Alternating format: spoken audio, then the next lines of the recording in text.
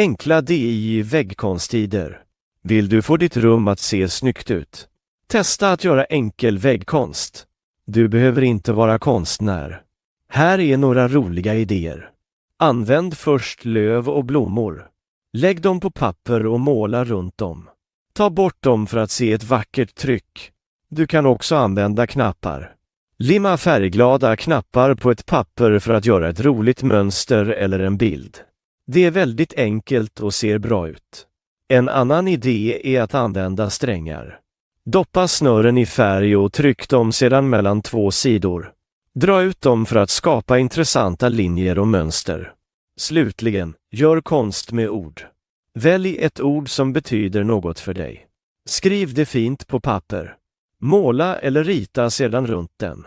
Detta ger en personlig touch till ditt rum. Prova dessa idéer för att göra din egen väggkonst. Det är ett roligt sätt att förändra ditt rum. Och du gjorde det själv.